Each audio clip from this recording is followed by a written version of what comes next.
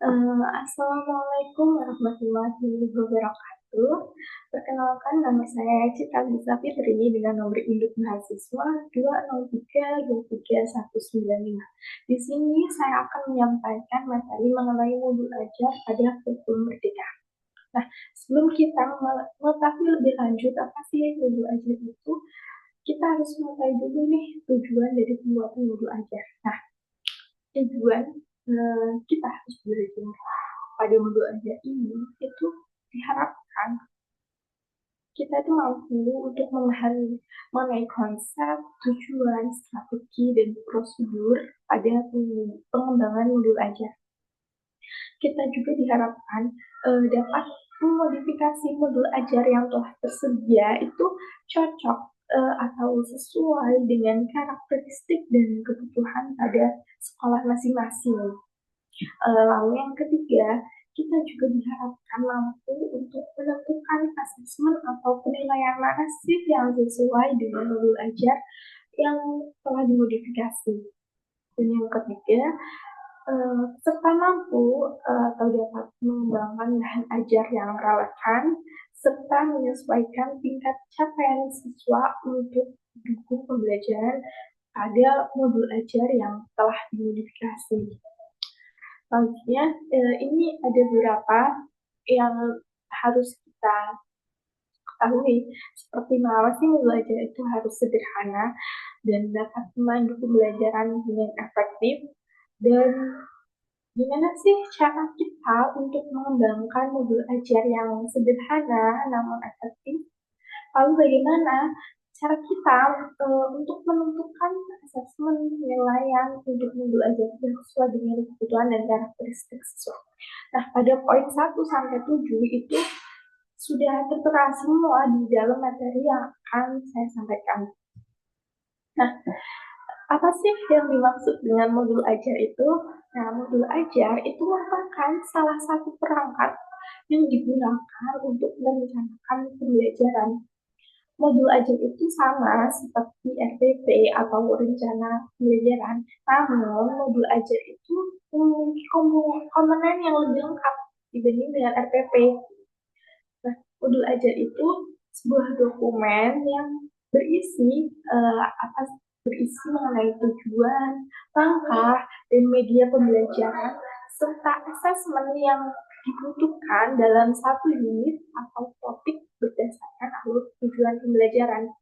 Jadi dalam modul ajar itu kan berbentuk sebuah dokumen ya. Nah, di dalam dokumen itu berisi mengenai tujuan, adanya pembelajaran, langkah ada pembelajaran, dan media pembelajaran, serta asesmen yang akan dalam satu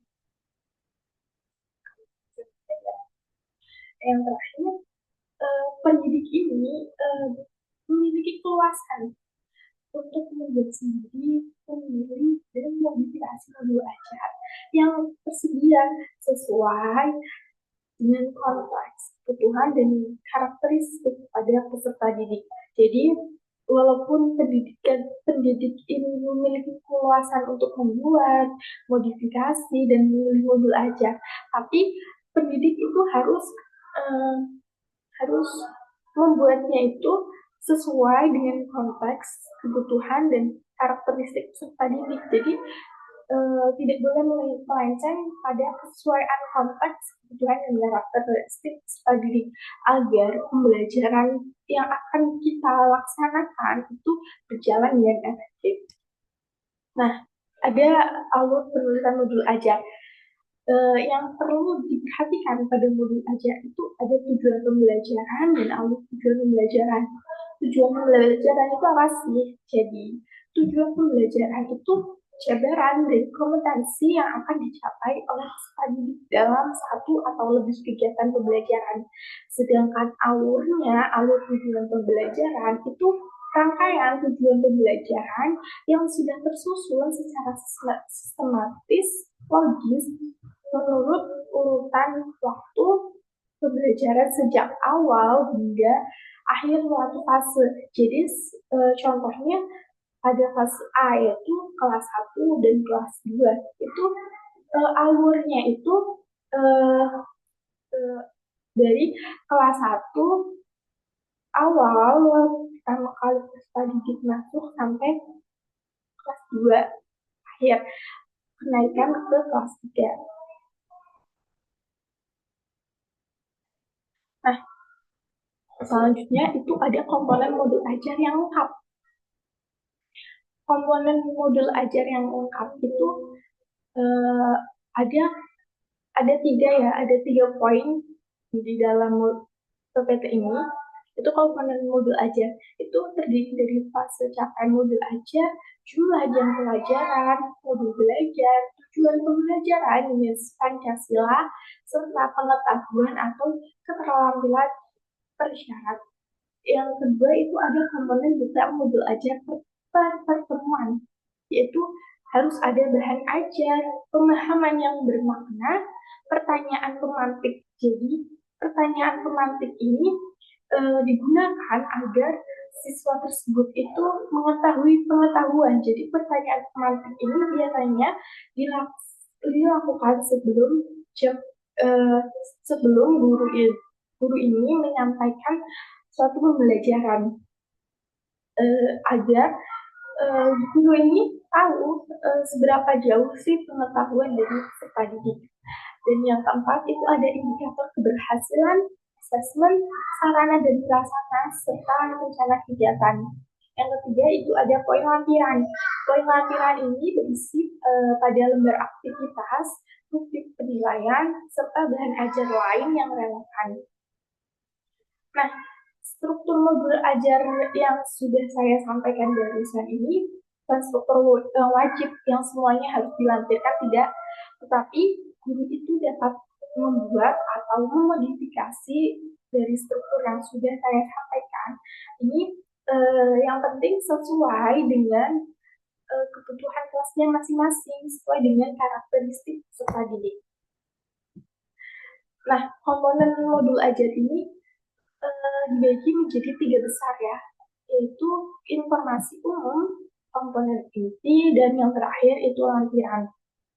Informasi umum itu berisi seperti identitas sekolah yang kita ajar, lalu yang kedua itu ada kompetensi awal, profil pelajar Pancasila, sarana dan prasarana, target peserta didik, target apa yang akan dicapai peserta didik, dan yang terakhir yaitu model pembelajaran yang akan digunakan. Jadi model pembelajaran apa yang akan kita gunakan selama pembelajaran itu akan berlangsung.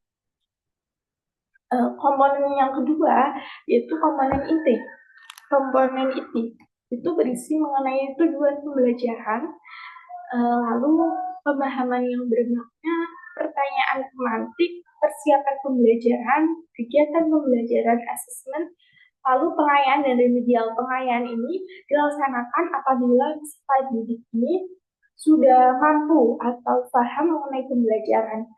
Kalau remedial ini ketika dilakukannya asesmen, peserta didik ini nilainya itu di bawah KKM.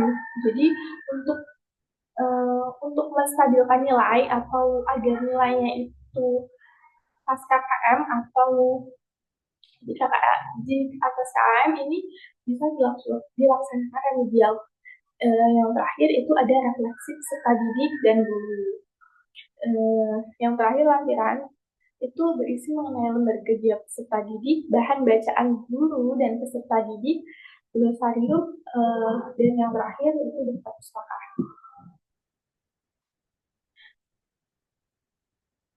Nah, ada komponen modul ajar yang wajib. Kan modul ajar ini memiliki 3 komponen utama, yaitu tujuan pembelajaran, langkah-langkah pembelajaran atau kegiatan pembelajaran, dan yang ketiga itu asesmen pembelajaran. Jadi ketiga komponen utama ini tidak dapat ditinggalkan.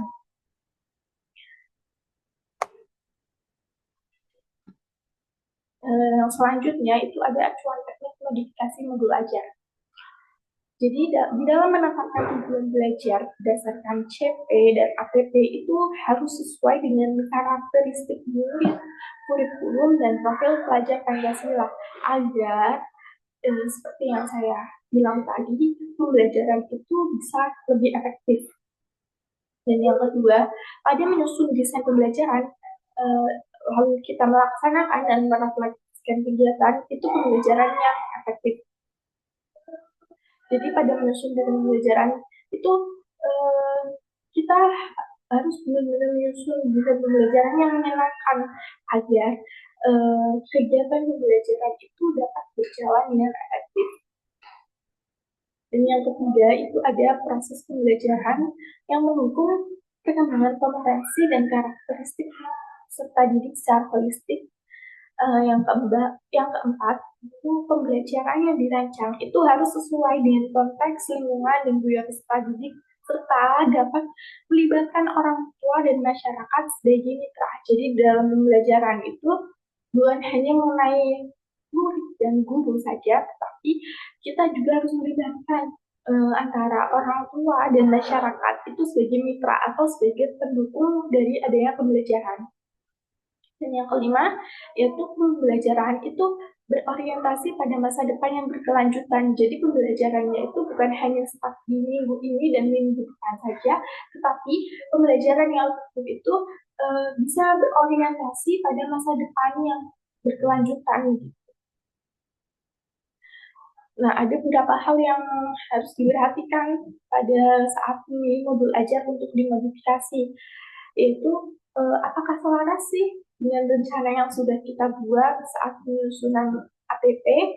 Apakah modul ajar ini sudah cocok dengan kondisi dan karakteristik tadi? Karena kecocokan pada kondisi dan karakteristik peserta didik ini sangat diperlukan ya teman-teman. Dan yang ketiga, apa sarana dan prasarana tersedia di sekolah? Karena sarana dan prasarana ini penunjang adanya keberhasilan pembelajaran. Jadi sebelum kita merancang modul ajar, kita harus lihat dulu sarana dan prasarananya itu tersedia tidak di sekolah. Dan yang keempat, adakah yang perlu atau bisa dimodifikasi? Selanjutnya itu ada paradigma assessment. Nah, ada beberapa nih yang harus diperhatikan dalam menentukan assessment. Yaitu yang pertama, pada penerapan pola pikir yang bertumbuh atau growth mindset. Yang kedua, sekolah itu diberikan keluasan untuk menentukan teknik dan jenis asesmen. Jadi sekolah itu dapat mencocokkan asesmen mana yang tepat dengan peserta didiknya. Dan yang ketiga itu terpadunya dengan asesmen itu mencakup kompetensi pada ranah sikap, pengetahuan, dan keterampilan yang saling terkait. Jadi asesmen itu bukan hanya mengenai pengetahuan, tapi juga pada ranah sikap, pengetahuan, dan keterampilan itu harus saling terkait. Lalu keluasan dalam menentukan kriteria tercapai tujuan pembelajaran. Dan yang terakhir nih, untuk khusus SMK itu terdapat juga bentuk asesmen yang khas yang membedakan pada jenjang lain. Jadi SMK ini berbeda dengan jenjang lain. Karena apa? Karena SMK kan basicnya kejuruannya. Jadi dalam asesmen SMK itu ada asesmen pada praktek kerja lapangan, uji kompetensi kejuruan, dan uji unit kompetensi. Nah, asesmen awal pembelajaran. Nah, asesmen awal pembelajaran itu dapat dilakukan untuk mengidentifikasi kebutuhan belajar peserta didik dan hasilnya itu digunakan untuk merancang pembelajaran yang sesuai dengan tahapan capaian pembelajar peserta didik. Jadi asesmen awal pembelajaran ini itu kayak asesmen awal pembelajaran ini dirancang itu untuk pembelajaran yang sesuai dengan tahapan capaian pembelajaran peserta didik. Nah, asesmen pembelajaran itu merupakan bagian yang terpadu dari proses pembelajaran yang memfasilitasi pembelajaran dan menyediakan informasi yang holistik sebagai umpan balik untuk pendidik, didik, dan orang tua agar dapat memandu mereka dalam menentukan strategi pembelajaran selanjutnya. Jadi asesmen itu umpan balik sebagai umpan balik antara pendidik dan peserta didik serta orang tua. Jadi bukan hanya umpan balik pendidik dan peserta didik, tapi kita juga melibatkan orang tua agar asesmen ini dapat memandu dalam menentukan strategi pembelajaran yang selanjutnya. Nah, asesmen itu dirancang dan dilakukan itu juga sesuai dengan fungsi asesmen tersebut, dengan keluasan untuk menentukan teknik dan waktu pelaksanaan asesmen agar efektif untuk mencapai tujuan pembelajaran. Asesmen itu juga harus dirancang secara adil, proporsional, yaitu sesuai dengan porsinya, valid, dan dapat dipercaya untuk menjelaskan kemajuan belajar dan menentukan keputusan tentang langkah selanjutnya. Nah, hasil dari asesmen ini itu dapat digunakan oleh peserta didik, pendidik, tenaga kependidikan, dan orang tua itu sebagai refleksi untuk meningkatkan mutu pembelajaran. Yang selanjutnya itu ada alur asesmen. Yang pertama, kita menentukan tujuan pembelajaran. Tujuan pembelajaran itu harus sesuai dengan alur perkembangan sesuai dimensi. Yang kedua, merancang indikator. Kita harus memastikan nih kedalaman tujuan, membuat indikator yang mencakup aspek kognisi, sikap, dan keterampilan. Yang ketiga, itu ada menyusun strategi asesmen. Yang keempat, menyiapkan alat ukur atau instrumennya. Yang kelima, menyiapkan instruksi atau panduan untuk murid. Yang keenam, mengolah hasil asesmen dan bukti pencapaian peserta didik untuk membuat inferensi atau kesimpulan mengenai pencapaian peserta didik terhadap tujuan pembelajaran. Dan yang ketujuh, itu menyusun raport. Nah, asesmen ini dibagi menjadi 3 teman-teman, yaitu assessment as learning, assessment for learning, dan assessment of learning. Nah, assessment as learning atau assessment sebagai proses pembelajaran itu berguna untuk merefleksikan pada proses pembelajaran. Sedangkan pada for learning itu untuk perbaikan pada proses pembelajaran. Nah, sedangkan pada assessment of learning itu untuk evaluasi pada akhir proses pembelajaran berlangsung. Nah, perbedaan antara assessment as dan for itu lebih assessment as ini lebih melibatkan peserta didik secara aktif dalam kegiatan asesmen tersebut. Nah, peserta didik ini diberi pengalaman untuk belajar mandiri, menilai diri sendiri dan temannya. Nah, asesmen kan dibagi menjadi 2 ya. Bagi menjadi 2 jenis, yaitu asesmen formatif dan asesmen sumatif. Yang termasuk pada asesmen formatif itu asesmen as dan asesmen for. Sedangkan asesmen sumatif itu ada asesmen of. Nah, ada beberapa contoh bentuk asesmen formatif dan sumatif. Nah, contoh dari asesmen formatif itu seperti diskusi kelas. Karena dalam diskusi kelas, siswa itu dapat mengembangkan kemampuannya dalam berkomunikasi dan berinteraksi antar siswa. Lalu siswa juga dapat belajar berdemokrasi, menghargai pendapat orang lain, serta berani berpendapat. Yang kedua itu ada drama. Yaitu drama itu siswa itu dapat melatih kepercayaan diri dan jiwa seninya. Lalu belajar bekerja sama, komunikasi serta berpikir kritis. Lalu asesmen formatif itu ada presentasi, yaitu seperti tadi kita diskusi kelas, yaitu dapat mengembangkan kemampuan berkomunikasi. Nah, ada contoh asesmen sumatif itu seperti produk dan tes lisan. Nah, pada tes lisan ini siswa itu dapat meningkatkan kemampuannya dalam berbicara, mengkonfirmasi terhadap pemahaman, dan menerapkan umpan balik. Nah, asesmen formatif ini dilaksanakan secara bersamaan pada proses pembelajaran. Sedangkan asesmen sumatif itu pada akhir berikut materi untuk mengukur kompetensi yang dikehendaki dalam tujuan pembelajaran dan pada akhir semester. Nah, selanjutnya itu ada pengembangan bahan ajar. Beberapa nih yang harus kita perhatikan dalam memilih bahan ajar. Yang pertama, bahan ajar itu harus bersifat variatif. Bisa berupa bahan ajar cetak dan bahan ajar non-cetak. Contoh bahan ajar cetak itu seperti buku, bahan ajar non-cetak itu seperti di laptop itu kan tidak dicetak, cetak ya. Terus kembangkan bahan ajar untuk membuat kegiatan belajar semakin bermakna dan bervariatif. Jadi kita harus mengembangkan bahan ajar itu untuk membuat kegiatan pembelajaran itu yang lebih bervariatif agar lebih bermakna. Yang selanjutnya itu ada suatan buku yang disediakan tersebut dengan ATP, kebutuhan dan karakteristik sekolah masing-masing. Dan yang terakhir, buku yang disediakan pemerintah itu hanya salah satu alternatif bahan ajar.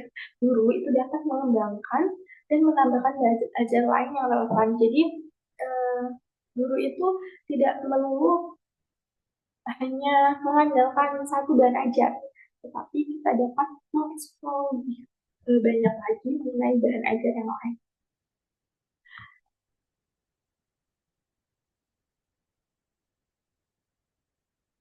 Nah, ada hal penting yang harus kita perhatikan saat membuat modul ajar, yaitu kita harus menyesuaikan lingkup kesiapan belajar, minat, dan tingkat penguasaan kompetensi pada peserta didik.